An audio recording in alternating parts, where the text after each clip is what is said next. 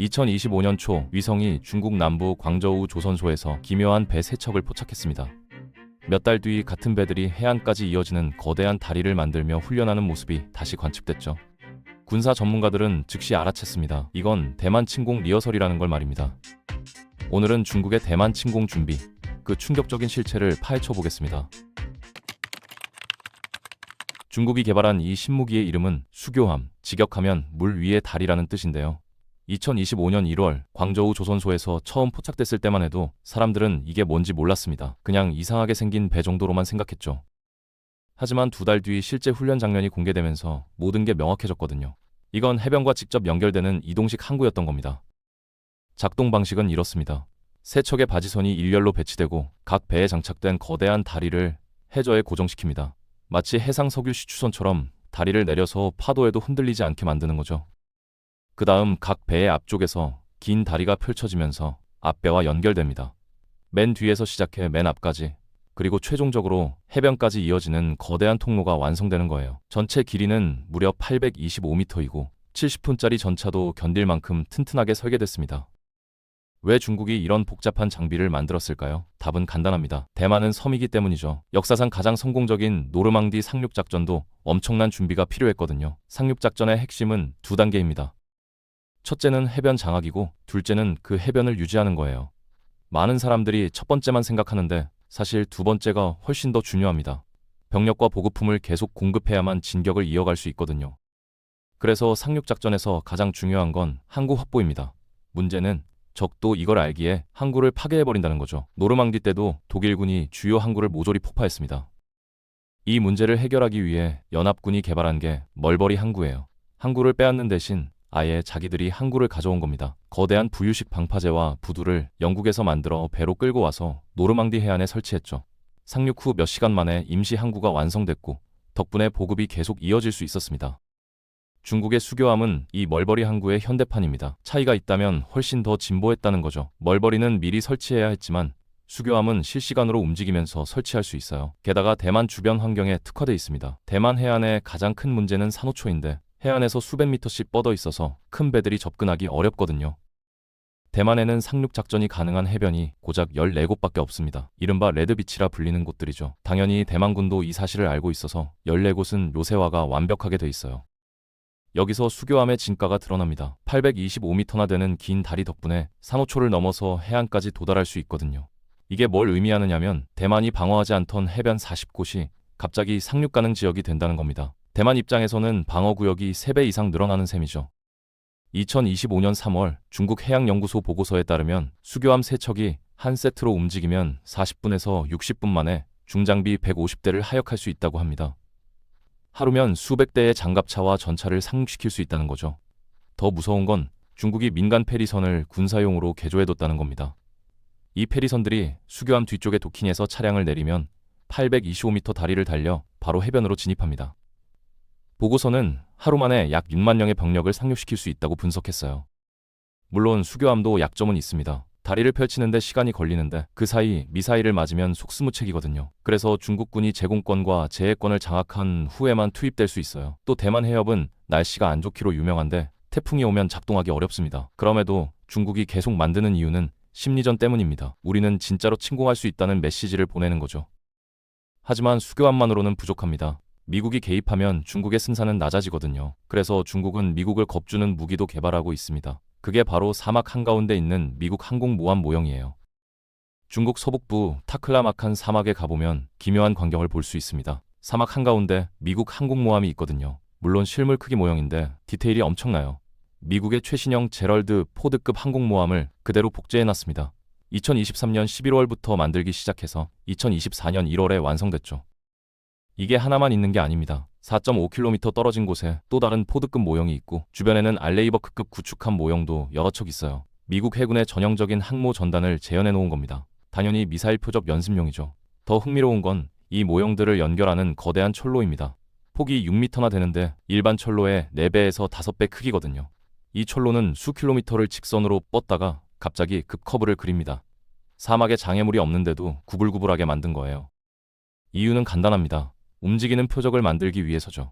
항공모함 모형을 철로에 올려놓고 달리게 만듭니다. 급커브 구간은 미사일을 피하는 회피 기동을 시뮬레이션하는 겁니다. 위성 사진을 보면 이미 여러 차례 공격받은 흔적이 선명해요. 박살난 모형들이 곳곳에 널려 있습니다. 이 훈련장의 위치도 의미심장합니다. 내몽골의 미사일 기지에서 약 2600km 떨어져 있는데 이게 중국 본토에서 남중국해까지의 거리와 거의 같거든요. 내몽골에는 또 다른 모형도 있습니다. 2022년 말에 만들어진 건데 처음엔 뭔지 알 수 없었어요. 하지만 구글맵으로 대만 타이베이 시내를 보면 바로 알 수 있습니다. 똑같아요. 대만 총통부 주변 도로를 그대로 복사해 놓은 겁니다. 대만 정부의 심장부죠. 그 주변을 사막에 똑같이 만들어 놓고 근처에 공군 폭격 연습장이 있어요. 타이베이 중심부를 폭격하는 훈련을 하고 있는 겁니다. 중국은 이런 걸 숨기려고도 하지 않아요. 오히려 위성에 찍히게 내버려두고 있습니다. 왜 그럴까요? 또 심리전입니다. 우리는 미국 항공모함도 격침시킬 수 있고 타이베이도 폭격할 수 있다는 메시지를 전 세계에 보내는 거예요. 특히 미국에게요. 실제로 중국의 미사일 능력은 무시할 수 없습니다. 중국 로켓군은 현재 세계 최대 규모의 지상발사 미사일 부대거든요. 재래식 탄도를 장착한 미사일을 3,100발 정도 보유하고 있어요. 이 중 수백 발은 괌까지 도달할 수 있는 장거리 미사일입니다. 더 무서운 건 포화 공격 능력입니다. 미국 군함 한 척이 막을 수 있는 미사일은 한계가 있어요. 아무리 최신 이지스 시스템이라도 한꺼번에 수십 발이 날아오면 다 막을 수 없거든요. 중국은 이걸 노리는 겁니다. 한 배에 50발씩 쏘면 몇 발은 맞는다는 전략이죠. 물론 미국도 이 위협을 잘 알고 있죠. 그래서 최근 몇 년간 전략을 바꿨어요. 수상함보다는 항공 및 미사일 자산, 그리고 신속 상륙 대응 능력을 일본과 필리핀의 육상기지에 배치하는 방향으로 말입니다. 하지만 중국은 이것도 대응책을 마련하고 있습니다. 우선 중국의 조선 능력은 미국이나 다른 어떤 나라와도 비교가 안 됩니다. 미국은 국영 조선소가 4곳뿐인데 중국은 수십 곳이거든요. 현재 중국의 조선 능력은 미국의 무려 230배에 달합니다. 이게 얼마나 압도적이냐면 중국의 한 국영 조선소가 2024년 한 해 동안 건조한 선박의 톤수가 미국이 2차 세계대전 이후 지금까지 건조한 전체 톤수보다 많았습니다. 덕분에 중국은 이제 세계 최대 해군을 보유하게 됐어요. 배 숫자만 따지면 미국을 넘어섰죠. 특히 중국이 최근 집중하는 게 잠수함 사냥입니다. 미국의 핵잠수함은 세계 최강인데 이걸 무력화하기 위해 중국은 054B형 스텔스 호위함을 대량 생산하고 있어요. 이 배는 2025년 1월에 첫 배치됐는데 대잠전에 특화된 설계입니다. 중국이 이런 배를 수십 척 만들어서 대만 해협에 배치하면 미국 잠수함도 활동하기 어려워지거든요. 게다가 대만 해협은 평균 수심이 60m밖에 안 돼서 잠수함이 숨기도 어렵습니다. 중국은 미국 동맹국들도 압박하고 있습니다.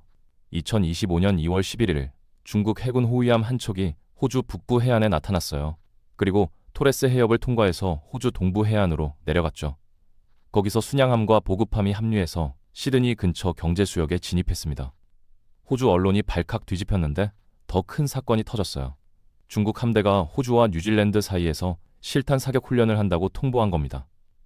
민간 항공기 50여 편이 경로를 변경했고 중국 함대는 호주 대륙을 한 바퀴 돌았습니다. 타이밍도 절묘했어요. 당시 호주 해군은 2차 대전 이후 가장 약한 상태였거든요. 전함도 고작 10척이었죠. 반면 중국 함대는 수집발사대가 총 144개 달려 있었습니다. 호주 전체 해군의 수집발사대가 200개인 걸 생각하면 무시무시한 화력이에요. 중국의 메시지는 명확했습니다. 호주가 대만 전쟁에 개입하면 본토가 공격받을 수 있다는 거였어요. 같은 시기에 일본도 압박을 받았습니다. 2024년 한 해 동안 중국 군함이 일본 류큐제도 주변을 68회나 통과했거든요. 2021년엔 21회였는데 3배 이상 늘어난 겁니다. 2025년 6월에는 중국 항공모함 랴오닝호가 이오지마 동쪽 해역에 나타났습니다.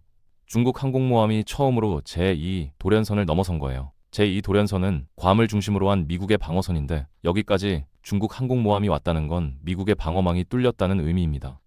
그런데 가장 놀라운 건 베이징 근처에서 벌어지고 있는 일입니다. 2022년 2월 위성 사진을 보면 평범한 주거지역이었어요. 그런데 2023년 2월 사진을 보면 모든 게 사라졌습니다. 건물들이 완전히 철거되고 땅이 평평하게 고른 거예요. 2024년 6월에는 거대한 구조물이 올라가기 시작했고 2025년 3월에는 건물들이 속속 완성되고 있었습니다. 공사 현장의 크기는 약 5제곱킬로미터, 펜타곤의 10배 크기입니다. 크레인만 100대가 넘게 돌아가고 있고 깊은 지하시설을 건설하고 있어요. 두꺼운 콘크리트로 보강된 지하 터널과 통로들이 건설되는데 중국 정부는 일절 함구하고 있습니다. 미국 국방부는 이 시설이 벙커버스터 폭탄이나 핵무기도 견딜 수 있는 전쟁 지휘소일 거라고 추정해요. 베이징 근처에 이렇게 거대한 시설을 짓는 이유는 하나뿐이죠. 전쟁 시 최고 지휘부가 여기서 작전을 지휘하는 겁니다. 이 모든 준비가 시작된 건 시진핑이 집권한 이후입니다. 시진핑은 2012년 권력을 잡자마자 군 현대화에 엄청난 자원을 쏟아부었어요. 인류 역사상 가장 큰 규모의 군사력 증강이 지금 중국에서 일어나고 있습니다. 그 목표는 명확해요. 대만을 무력으로라도 통일하겠다는 거죠. 시진핑은 여러 차례 대만 문제는 다음 세대로 넘길 수 없다고 말했습니다. 중국이 이렇게 투명하게 군사력을 과시하는 이유는 뭘까요? 공개하는 게 더 효과적이에요. 대만과 미국이 중국의 능력을 정확히 알아야 겁을 먹으니까요. 하지만 여기엔 함정이 있습니다. 중국이 아무리 준비를 잘해도 대만 침공은 여전히 위험한 도박이에요. 첫째, 대만군이 만만찮습니다. 대만은 수십 년간 침공에 대비해왔고 14개 레드비치는 난공불락 요새거든요. 둘째, 대만 해협을 건너는 게 생각보다 훨씬 어렵습니다. 1년 중 상륙작전이 가능한 시기가 몇 달밖에 안 돼요. 태풍 시즌엔 불가능하고 겨울엔 파도가 너무 높습니다. 셋째, 미국과 동맹국들의 개입입니다. 중국이 아무리 강해졌어도 미국, 일본, 호주가 동시에 개입하면 이기기 어려워요. 특히 미국의 핵잠수함과 스텔스 폭격기는 여전히 중국보다 한 세대 앞서 있습니다. 넷째, 경제적 자살 행위예요. 전쟁이 나면 서방 국가들이 경제 제재를 가할 겁니다. 중국 경제가 붕괴하면 시진핑 정권도 무사하지 못하죠. 그럼에도 중국이 계속 준비하는 이유는 시진핑의 개인적 야망 때문입니다. 시진핑은 자신이 마오쩌둥 이후 가장 위대한 지도자로 기억되길 원해요. 문제는 시진핑이 이미 71세라는 겁니다. 시간이 많지 않아요. 그래서 늦어도 2030년대 초반에는 뭔가 행동을 할 가능성이 높습니다. 그렇다면 우리는 어떻게 대비해야 할까요? 가장 중요한 건 중국의 군사적 움직임을 계속 주시하는 겁니다. 위성으로 포착된 수교함, 사막의 훈련장, 베이징의 지하시설 같은 것들 말이죠. 이런 정보들이 쌓이면 중국이 언제 움직일지 예측할 수 있어요. 그리고 우리는 중국의 심리전에 말려들지 말아야 합니다. 중국이 항공모함 모형을 폭파하고 수교함을 과시하는 건 우리를 겁주기 위해서거든요. 마지막으로 외교적 노력이 중요합니다. 전쟁을 예방하는 가장 좋은 방법은 대화니까요. 중국과 대만이 평화적으로 공존할 방법을 찾고 미국과 중국이 충돌하지 않을 방법을 모색해야 합니다. 물론 쉽지 않죠. 하지만 전쟁보다는 훨씬 나아요. 결국 우리는 중국의 움직임을 경계하면서도 전쟁을 막기 위해 노력해야 합니다. 수교함과 사막의 항공모함, 베이징의 거대한 지하시설은 중국이 진지하게 대만 침공을 준비하고 있다는 증거예요. 하지만 동시에 그들이 전쟁의 어려움을 알고 있다는 증거이기도 합니다. 확실히 이길 수 있다면 굳이 이렇게 복잡한 준비를 할 필요가 없으니까요.